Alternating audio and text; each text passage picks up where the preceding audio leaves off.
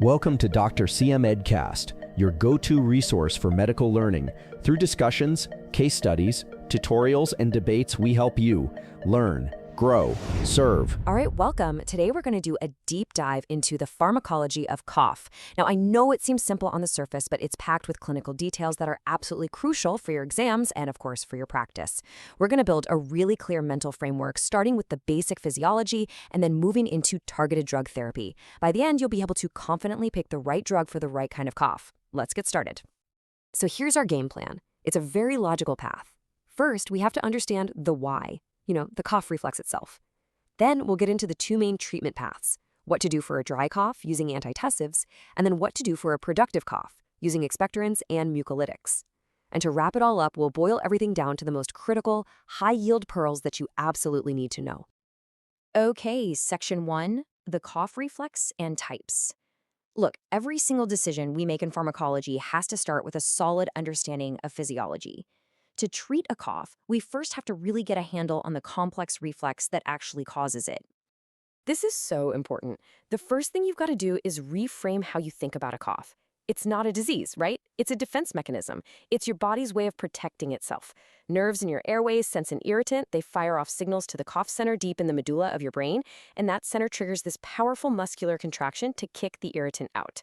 And that spot in the medulla, that's the key target for most powerful cough suppressants. Now, right here, this is the fundamental fork in the road for treating any cough. Is it dry or is it productive? If you have a dry, hacking cough that's not producing anything, our goal is simple. We want to suppress it. But if it's a productive cough, one that's actually bringing up mucus and phlegm, our goal is the exact opposite. We want to help the body clear that stuff out. This one single distinction dictates our entire treatment strategy. So, section 2. Antitussives. Following that logic, let's talk about that dry, non-productive cough first. The goal is suppression, and the drugs we use to do that are called antitussives. The way our best antitussives work is by targeting the brain. As you can see, they act directly on that cough center in the medulla. They don't magically fix the irritation in your throat or lungs. Instead, they just tell the brain to be less sensitive to it. It's kind of like turning down the sensitivity on a smoke detector. The smoke is still there, but the alarm is less likely to go off. This table here gives us a great roadmap for the different types. Notice the big split. You've got central agents that work on the brain and peripheral ones that work, well, elsewhere. The central ones are heavy hitters, and they're broken down even further into opioids like codeine and dextromethorphan and non-opioids. This classification is really key to predicting how well they work and what kind of side effects you can expect. Let's start with our prototype, dextromethorphan. Now, it's technically an opioid derivative, but at normal doses, it doesn't have the pain-killing or addictive properties we worry about. Its whole job is to raise that threshold in the medullary cough center. Clinically, it's the first thing we reach for when dealing with a bad dry cough. The side effects you need to know for your exams are constipation, and if someone takes way too much, you can see CNS depression because it also messes with NMDA receptors. You've probably seen dozens of products with dextromethorphan on the shelf at the pharmacy. The fact that it's so widely available over the counter really speaks to its pretty good safety profile, especially when you compare it to other opioids. Okay, now let's talk about codeine. It's a very effective cough suppressant, no doubt about it, but it comes with some serious baggage, and this is classic exam material. We're talking about dose-dependent respiratory depression, a real potential for addiction, and significant constipation. These risks are exactly why we're much more careful about using it. And that's why, unlike dextromethorphan, products with codeine are usually kept behind the pharmacy counter or require a prescription. That higher risk profile is reflected in how it's controlled. Just seeing the packaging difference is a great mental cue to remember the clinical differences between the two. And finally, we have the peripheral guys. Honestly, their mechanism is pretty straightforward. It's more physical than pharmacological. Think of things like lozenges or syrups. They just form a nice soothing coating over your throat, which quiets down those local irritant receptors. It's all about temporary symptomatic relief. Okay, section 3, expectorants.